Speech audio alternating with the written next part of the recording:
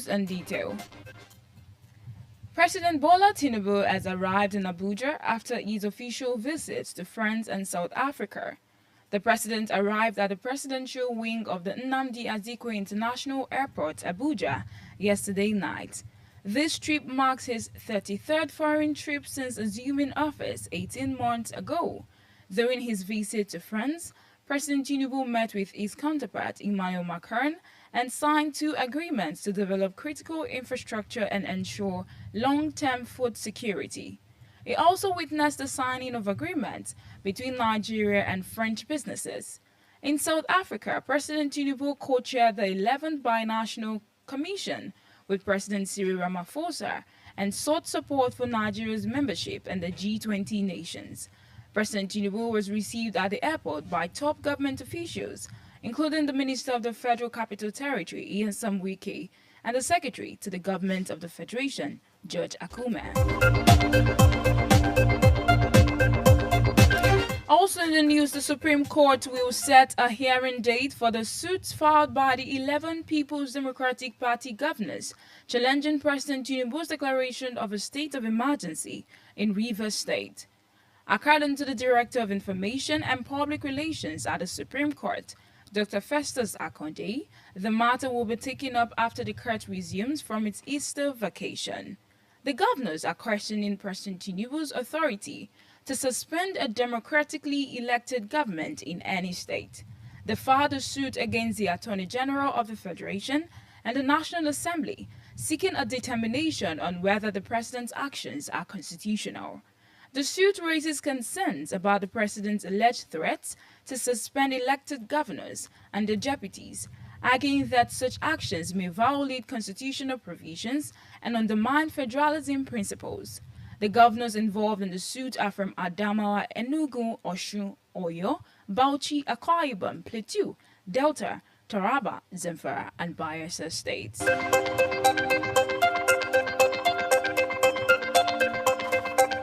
Still on the national news, Vice President Kashim Shettima is expected to visit Plateau State today as part of its federal effort to address the recent surge in violence that has claimed over 100 lives in Plateau and Benue states. The visit comes after gunmen launched deadly attacks on Boko and Bassa communities in Plateau, sparking widespread outrage. According to the Minister of Humanitarian Affairs and Poverty Reduction, Dr. Yuwada, President Tinubu directed the Vice President's visit, citing his deep concern over the killings. Yuwada confirmed that Shettima's visit aims to engage stakeholders directly and find lasting solutions to the violence. During his visit, Vice President Shettima is expected to convene a high-level stakeholder meeting to enhance security coordination and strengthen local peace initiatives.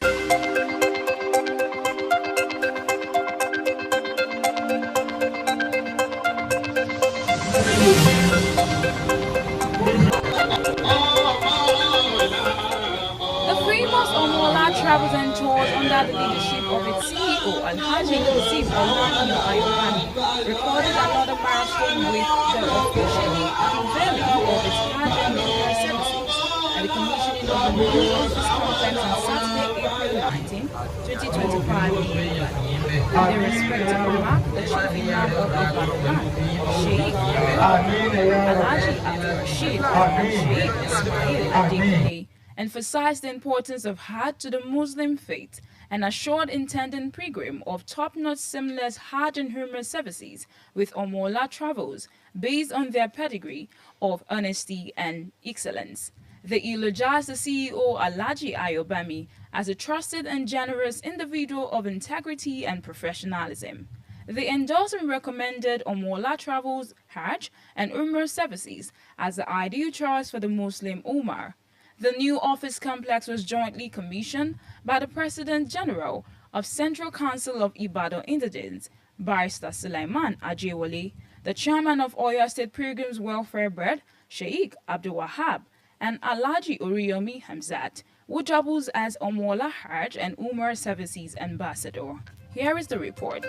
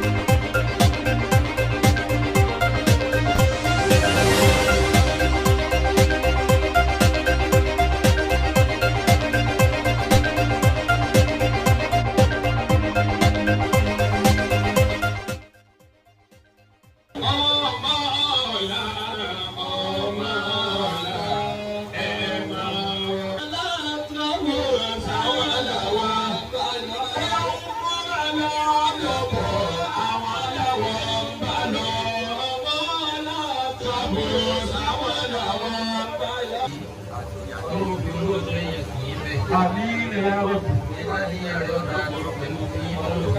آمين يا رب آمين آمين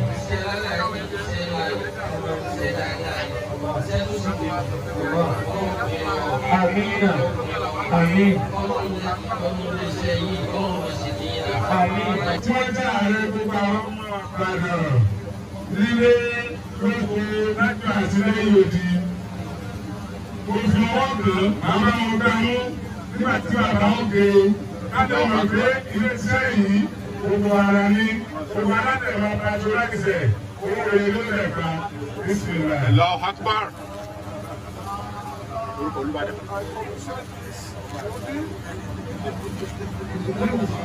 Allahu Akbar.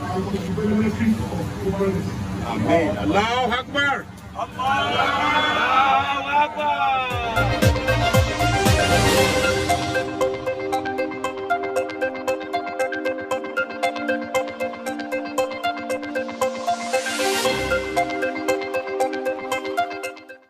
All the dignitaries at the event are Alhaji Abdul Rashid Ajagbe, Mogaji Nuruddin Akiade, Mogaji Abdul Ghaffar, the press and well wishes.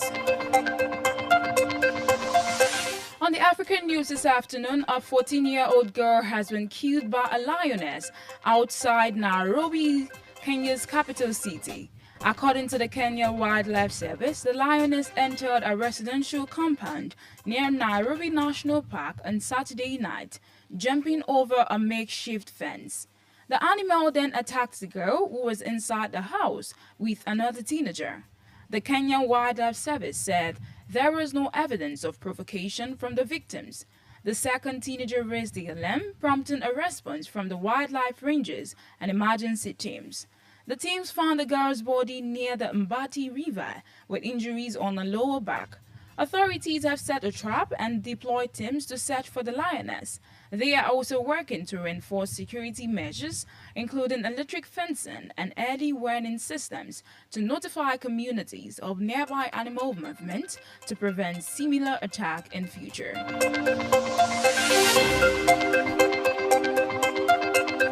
Moving on to the foreign scene, Pope Francis has died at the age of 88, the Vatican has confirmed. The pontiff passed away today at his residence in Casa Santa Marta within Vatican City. The Pope's death was announced with praises about his dedication to the service of the Lord and the Church. Pope Francis's death comes just hours after he greeted Catholic faithfuls at the Vatican on Sunday for the Easter Mass. The Pope had been undergoing recovery after being discharged from the hospital. The Vatican is expected to begin the process of electing a new pope in the coming days. Pope Francis' legacy will be remembered for his commitment to the values of the gospel, especially in favor of the poorest and most marginalized. Still on the foreign scene coming from Ukraine, Russian drone and missile attacks have struck several Ukrainian regions just hours after the expiration of a 30-hour Easter ceasefire was declared. The attacks sparked accusations of renewed aggression from both sides, with Ukraine's military reporting explosions in multiple areas, including the southern city. Air raid alerts have issued across several Ukrainian regions.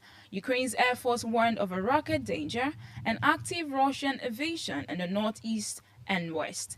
Despite the ceasefire, Ukraine's President Zelensky accused Russian forces of launching over 1,800 attacks during the truce period. President Zelensky dismissed Russian President Putin's ceasefire declaration as a PR stunt aimed at misleading the international community. In business, the Nigerian equity experienced a decline in a holiday-shortened trading week, shedding 207 billion naira in market capitalization. The benchmark all-share index fell by 0.2%, while market capitalization dropped to over 65 trillion naira. The decline was attributed to mixed investor sentiment amid ongoing earnings and dividend declarations. Trading on the Nigerian Exchange Limited was limited to 4 days due to the Easter holidays. As a result, investors traded a total of 1.525 billion shares. These represented a decline from the previous week's activity, reflecting a slowdown in market activities. Finally, on the sport news, former Super Eagles captain Austin Okocha has expressed his disappointment at never winning the African Player of the Year award. Despite being regarded as one of the most skilled players in African football history, Okocha believes it was unfair he didn't receive the award at least once during his playing career. Okocha had a remarkable career playing with top clubs and was also a key player for Nigeria, helping the team win the 1994 AFCON and playing in the World Cup. Okocha scored 15 goals and had 74 appearances for Nigeria and won several individual awards, but the African Player of the Year award eluded him. Okocha acknowledged that while he didn't win the award, he has come to accept it as part of life. And that'll be all for now on the World News at Noon on Honor 103.5 FM. Before we go, here is a recap of the major stories. On the national news this afternoon, we informed you that President Tinubu has arrived in Nigeria after overseas trip. Also in the national news, Omola International Travel and Tours has launched Hajj and Umrah services, commissioned new office complex. On the African news, a lion killed a 14-year-old girl in Kenya.